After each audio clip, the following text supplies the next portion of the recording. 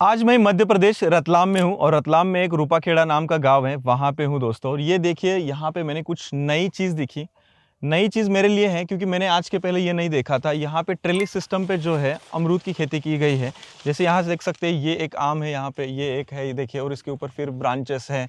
तो जैसे हम अंगूर का सेटअप करते हैं प्लांट का, वैसे ही यहाँ पे किया गया है। और इस ट्रेलिस सिस्टम का अमरूद की खेती में क्या फ़ायदा है, क्या नुकसान है, किस तरीके से अमरूद यहाँ पे उगाया जा रहा है, और ये सिस्टम कैसे वर्क करता है, पर प्लांट कितना यील्ड इसमें आता है, अभी ये कितने साल का प्लांट है, ये सब कुछ हम यहाँ पे डिटेल में दोस्तों समझने वाले हैं। और हमारे साथ यहाँ पे इस फार्म के ओनर है, फार्मर है। नमस्कार सर। नमस्कार। आपके बारे में पहले हमारे इंडियन फार्मर्स को परिचय दीजिए ना। मेरा नाम अमृत पाटीदार है। मैं ग्राम रूपाखेड़ा में रहता हूँ और अमरूद, अनार और अंगूर की खेती करते हैं। अंगूर की भी करते हैं? अंगूर, वाइन ग्रेप्स करते हैं। बढ़िया, मैं भी अंगूर खेती करता हूँ। मैं टेबल ग्रेप्स करता हूँ। तो आपके यहाँ पे इस एरिया में मैंने देखा कि रेड डायमंड है, वीएनआर है, बहुत सारी अलग अलग वैरायटीज है। कब से यहाँ पे अमरूद की खेती हो रही है? यहाँ पे स्टार्टिंग में 2012 में एक प्लाट लगा था, उसको देख के फिर 2015 में हमने स्टार्ट किया था। पहले हमने 12x8 पे लगाया था, वो ओपन था, ट्रेलिंग सिस्टम नहीं था। फिर हमको वीएनआर वाले खुद एक साल में वो यहाँ पे आते थे और साल में हम एक बार वहाँ सीखने जाते थे। वहाँ की पूरी टीम, चावड़ा बाग वाले और सब आते थे यहाँ पे। कहाँ पे जाते थे सीखने के लिए? रायपुर। हाँ। और साल में एक बार वो यहाँ पे आते थे। तो उन्होंने बताया कि यार आपने ये किया, इसको ट्रेलिंग सिस्टम में करो तो आपको फायदा होगा। तो हमने उनकी बात नहीं मानी कि यार एक पौधे पे सिर्फ 6 डाला करेंगे तो अपन इतना कैसे उत्पादन लेंगे, कैसे लेंगे। 2 साल दूसरे साल फिर आए वो, फिर बताया कि यार आपने क्यों नहीं किया यार। तो फिर हमने बोला कि नहीं यार, हमको विश्वास नहीं है कि इस पे हम जितना हम फल ले रहे हैं इतना इस पे हम फल ले पाएंगे। तो इन्होंने फिर विमल चावड़ा जी से बात करके उन्होंने एक समय निर्धारित किया और हमको जगदलपुर दिखाने के लिए प्लाट।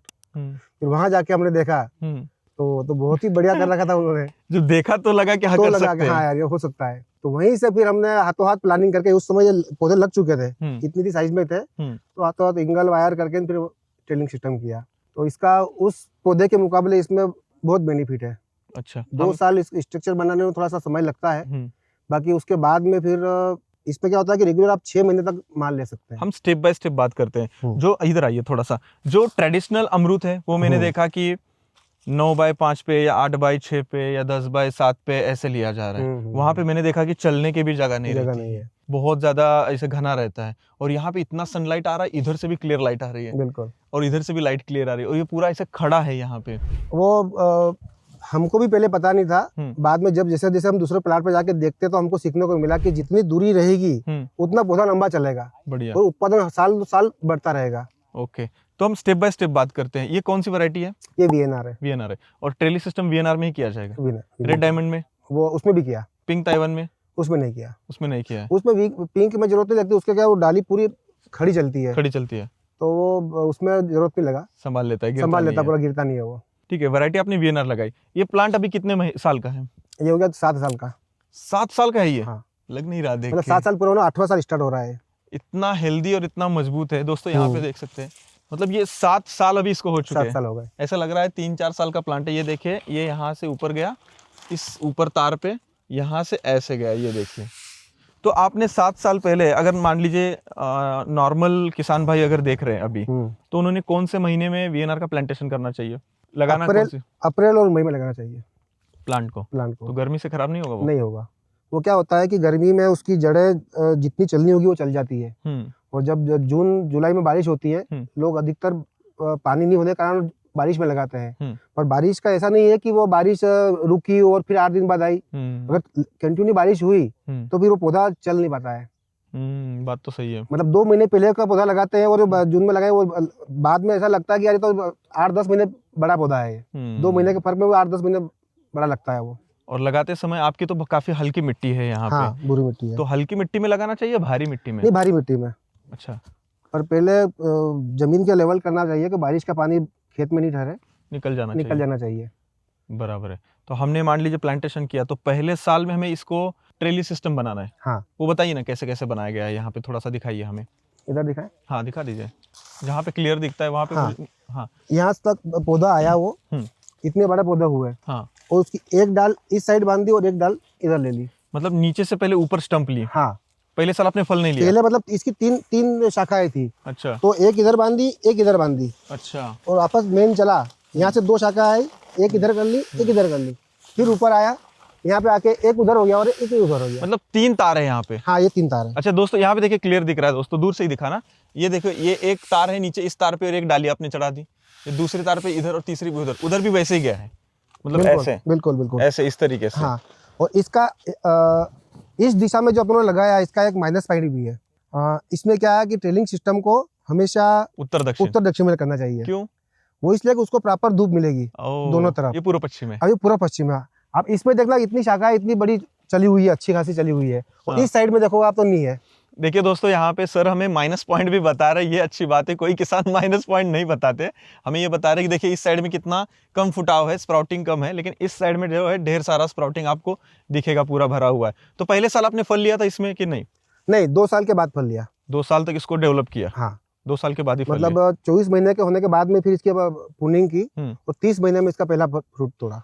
और इस ट्रेली सिस्टम को खर्चा कितना होता है पूरे स्ट्रक्चर को बनाने में, फिर भी एक अंदाजन एकड़ में? एकड़ में जाता है 1.5 लाख रुपए, 1.5 से 2 लाख रुपए। 2 लाख रुपए ट्रेलिस को केवल जाता है। वो कितने 20 साल तो चलेगा ही? हाँ, आराम से चलता है। और ये 13 बाई कितना पे है? ये 13 बाय 8 पे है।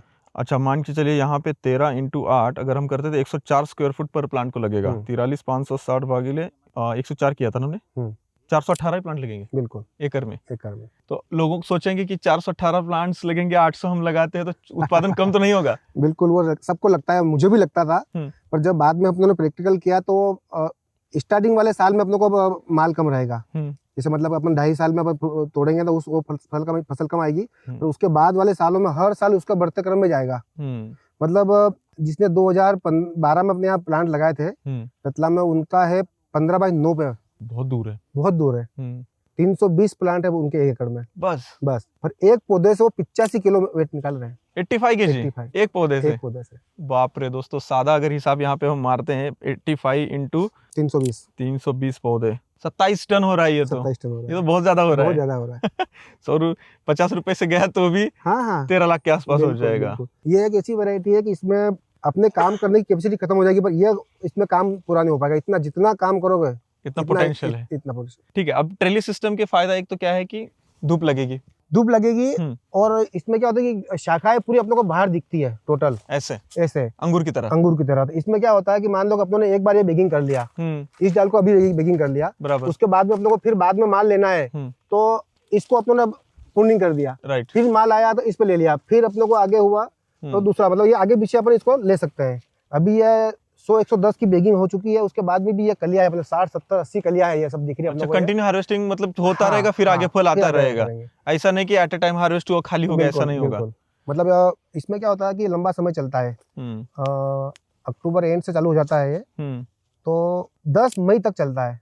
इतना देर कंटिन्यू चलता है। और ये आपने बताया 13 बाई 8 पे है। बहुत कम पौधे लगे दोस्तों यहाँ पे। और यहाँ पे पानी के लिए कितना ड्रिप डाला आपने? मैंने पहले तो 2 ही था, इस बार मैंने तीसरा ड्रिप किया है। ये साइड से एक बीच में है, हाँ। एक उधर है और एक इधर है। ये इधर है, तो अंतर ज्यादा? दोनों इनलाइन है साइड वाली। हाँ। और इसको अपनों ने एक सिंगल ड्रिपर लगाया है बीच में। अच्छा, सेंटर में, जैसे वो वहाँ पे लगा हुआ है। अच्छा, मतलब 3 ड्रिप से ऐसा होता है कि जितना दूर दूर रूट जा रही है, पेनिट्रेट हो रही है, वहां तक पानी ये ड्रिप इरिगेशन से जा रहा है। बिल्कुल। मतलब यहाँ पे हवा खेलती रह रही है, धूप अच्छी लग रही है, स्प्रे के लिए भी सही है। ट्रैक्टर से स्प्रे होता है? हाँ, और माल भी निकालने के लिए ट्रैक्टर ट्राली अंदर ही चलती है। अच्छा, ट्रैक्टर इसी से निकलता है? बिल्कुल। मतलब दोस्तों देखिए, अंतर बढ़ाने से, ट्रेली सिस्टम करने से कितना काम इजी हो रहा है। बिल्कुल। डिसीज पेस्ट का कुछ फायदा हुआ क्या इतना स्पेसिंग से? बिल्कुल, कम स्प्रे में अपना काम हो रहा है। हवा बाईपास हो रही है तो स्प्रे भी इधर से उधर जा रहा है पूरा। और सबसे दिक्कत वाला आपको कौन सा काम लगता है अमरूद की खेती में? निमाटोड और मिलीबग। ओके, निमाटोड के लिए सिर्फ 2 दुश्मन है इसके जो उससे लड़ने के लिए बहुत मतलब काम करना पड़ता है। निमेटोड तो जमीन के अंदर बढ़ रहा है, जड़गांठ। और मिलीबग तो ऊपर बढ़ता है। अच्छा, जब हम प्लांटेशन करते हैं तो 2 साल बाद आपने पहला फल लिया, तो इसका प्रूनिंग हर अप्रैल मई में होता होगा? मई में होता है। उस मई में प्रूनिंग है, उसके 6 महीने बाद फल चालू हो जाता है। अक्टूबर से मान लीजिए हो गया, नहीं जून जुलाई अगस्त सितंबर अक्टूबर नवंबर फर्स्ट वीक अक्टूबर एंड में भी तो नवंबर से हार्वेस्टिंग आपका धीरे धीरे चालू रहता है। नवंबर, दिसंबर, जनवरी, फरवरी, मार्च अप्रैल तक। हाँ। मतलब 6 महीना हार्वेस्टिंग, 6 महीना ग्रोइंग। इस पे क्या करते हैं कि अगर मेरे पौधे, मुझे टारगेट रहता है कि मुझे इस पौधे से 200 फल लेने हैं, तो मैं क्या करता हूँ कि मई में जब अपन प्रूनिंग करते हैं तो उसमें 100 फल की एक साथ बेगिंग कर लेते हैं। बाकी की जो शाखा बची है उसमें से आधी जो बड़ी बड़ी शाखा रहती है उसकी वापस प्रूनिंग कर लेते हैं। जैसे कि एग्जांपल बताइए। जैसे कि अपनों ने बेगिंग करने के बाद में यहाँ से प्रूनिंग किया था वापस। अच्छा, तो ये दिखाइए, फिर पास से दिखाइए। हाँ, जैसे यहाँ पे बैगिंग था, हाँ, फल पहले निकाल पहले लिया। पहले फल था, हम्म, वो निकाला, उसके बाद में वापस यहाँ से ये प्रूनिंग किया प्रूनिंग आपने। किया, हाँ, तो ये वापस ये कलियां आ इतने गई। तो ढेर सारे फल आए इसमें। हाँ, इस पे थिनिंग भी करना पड़ेगी। अच्छा, कम करेंगे। हाँ, कम करेंगे। एक शाखा पे एक ही रखेंगे या दो? दो रखेंगे, बस एक पे दो। अच्छा, और कंटिन्यूअसली इसको जो आर्म्स आपने बनाए हैं, जो ट्रेलिस पे से ये दिख रहा है इधर क्लियर, तो ये जब फूलता जाता है तो इसको बांधना हाँ, होगा। इसको क्या हर दूसरे साल में इसको ये धागा ऐसा बंधा हुआ है, इसको लूज करना रहता है। ये इतना ढीला अच्छा, बांध देते हैं इसको, तो ये लटकता नहीं नीचे। ओके। ये तो साल भर में सबसे मेहनत वाला काम कब रहता है? जब प्रूनिंग करते हैं उसके बाद खाद पानी स्प्रे तब देना पड़ता है, या फल के टाइम पे मेहनत के काम रहता है? नहीं, इसमें क्या है कि काम तो शुरू से ही रहता है। प्रूनिंग के बाद से इसमें काम स्टार्ट हो जाता है। मान लो प्रूनिंग के बाद में जो उसकी नई फुटन आई, तो कौन सी काम की है और कौन सी बिना काम की है। बिना काम की बोलो तो मैं आपको ये दिखाता हूँ। ये शाखा आई, यहाँ से ब्रेक हो गया इसका, तो इसको हम इसको हटाते हैं।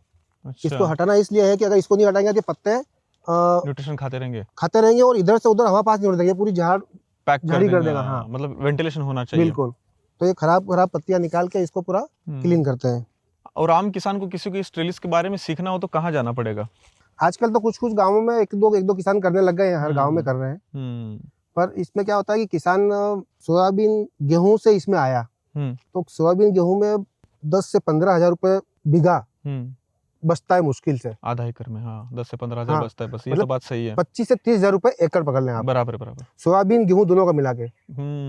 तो अब वो क्या होता है कि जैसे अमरूद उन्होंने लगाया और कुछ मेहनत भी बहुत कम करी, उसके बाद भी उनको अगर 50-60 हजार रुपए एकड़ बच गया, तो वो तो अरे यार डबल बच गया मेरे तो। राइट। पर उसमें काम की बहुत गुंजाइश रहती है। बात तो है। अगर वो चाहे तो मतलब बहुत काम कर सकता है, 10 गुना ले सकता है वो उसमें से। आप कितना लेते हैं हर साल, बताइए मुझे। यहाँ पे 1 एकड़ में आपका एक अंदाजन 7 साल हो गए आप ट्रेलिस सिस्टम पे काम कर रहे हैं। बिल्कुल। मेरा 20 टन के आसपास जाता है पर एकड़। पर और पर प्लांट कितना लेते हैं आप फिर भी एक अंदाजन? वो क्या होता है कि हर साल अपन मौसम के ऊपर रहता है। अच्छा। बाद बारिश में अपन रिकट करी, तो अगर पानी कंटिन्यू गिरता रहा तो उस समय फल नहीं आएगा, ड्रॉप हो जाएगा। वो एक फसल वो खराब हो सकती है।